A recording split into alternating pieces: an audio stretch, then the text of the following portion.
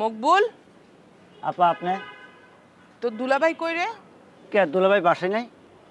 না বাসায় নাই বলেই তো ছাদে খুঁজতে আসলাম। না একটু আগে এখানেই আসিল, আমাকে দেখে তো নিচে নেমে গেল, বাসায় যায় নাই তাইলে? এখানে ছিল, ছাদে আসছিল কেন? না দুলাভাই ছাদে কিসের জন্য আসছিল তা তো আমি জানি না আপা। তো আপা ওই যে আমাদের তিনতলা মেয়েটা প্রত্যেক দিন এই টাইমে ছাদে আসে রোদ পোয়াতে, তার নাকি ওই যে স্কিনে কি প্রবলেম আছে। আচ্ছা দুলাভাই তিনতলায় যায় নাই তো আপা? আবার এই তিনতলায় যাবে কেন? না যাইতেও পারে। আজারা কথা একটাও বলবি না, কাজ কর। আচ্ছা কই না কই গেছে, আমার এসে জানি না। এই খারাপ খারাপ খারাপ বড় ভাই আপনি আস্তে আস্তে সেবা দিয়ে দেই, তারপর আপনি নামবেন। নাও ভাই নাও, আস্তে দাঁড়াও দাঁড়াও দাঁড়াও দাঁড়াও দাঁড়াও বড় ভাই, আস্তে আস্তে নামেন, কোনো তাড়াহুড়া নাই, দেখে শুনে দেখে শুনে। আস্তে এদিকে সাইড দাও, যাও যাও যাও যাও। আচ্ছা আমি বুঝলাম না, হ্যাঁ আমি কি আস্তে আস্তে নামবো নাকি ঘোড়ার মতো নামবো তোর বলে দিতে হইব? মানে আপনি যদি ঘোড়ার মতো লাভ দেন নামেন, আমার কি কিছু বলার আছে? এই যে আমার কি কিছু বলার আছে? বলার নাই বইলাও কিন্তু বহুত কিছু বলে ফেলালি। তুই কিন্তু ইদানি খুব বেশি বোঝস, বেশি বোঝা যে আমি পছন্দ করি না, এটা তুই জানোস না? এই যে বড় ভাই কইলেন তো একটা কথা, এই বেশি বোঝা এটা তো আমি আপনার কাছ থেকে শিখছি নাকি? ও আমার হাজারটা ভালো কাজ আছে, হাজারটা ভালো কথা আছে, সেইগুলো তুই শিখলি না, শুধু খারাপটাই শিখলি। ভালো না কই, আপনি যে কথার ফুল জুড়ি ছুটাইয়া পুরো শহরে চলতেছেন, এটা কি আমি জানি না? আমি কিন্তু জানি বড় ভাই। এই যে হালকা পাতলা মারি খেলেন, হসপিটালে গেলেন, এরপরে তো আপনার কপাল খুলে গেল। হ্যাঁ ইনকামে পথ শুরু করে দিয়েছেন, আপনি লাখ লাখ টাকা ইনকাম করা শুরু করে দিয়েছেন।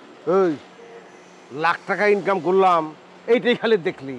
হ্যাঁ আচ্ছা ঠিক আছে, তোর কথা মাইনা নিলাম। ওই টাকলা আমার হসপিটালের বিল দিয়ে দিছে, ওই টাকলা বক্কর আমার ওষুধপাতির ব্যবস্থা করছে, কিন্তু 24টা ঘন্টা গুইনা গাইথা আমি যে হাসপাতালের বেডে শুয়ে থাকলাম সেটা তুই দেখলি না? হ্যাঁ আর মাথার মধ্যে বাড়ি খাওয়ার কথা নয় বাদি দিলাম। কতটুক যে বাড়ি খাইছেন অত আর কেউ না জানুক, আমি তো জানি।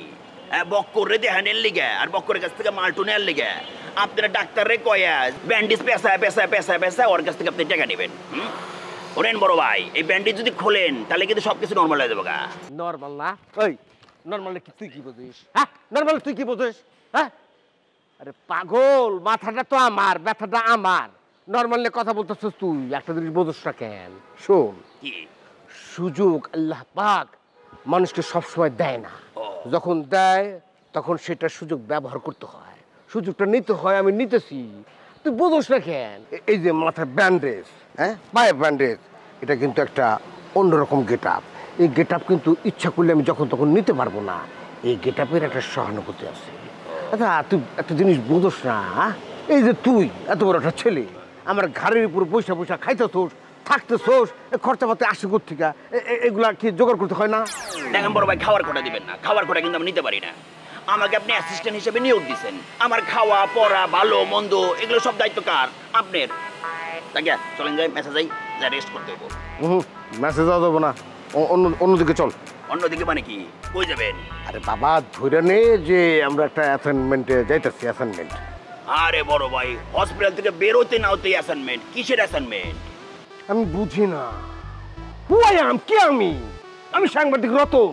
বড় ভাই আমার অ্যাসাইনমেন্টের কোনো দিন নাই, রাত নাই, ঈদ নাই, কোনো ছুটি নাই, যখন তখন হয়ে যেতে পারে।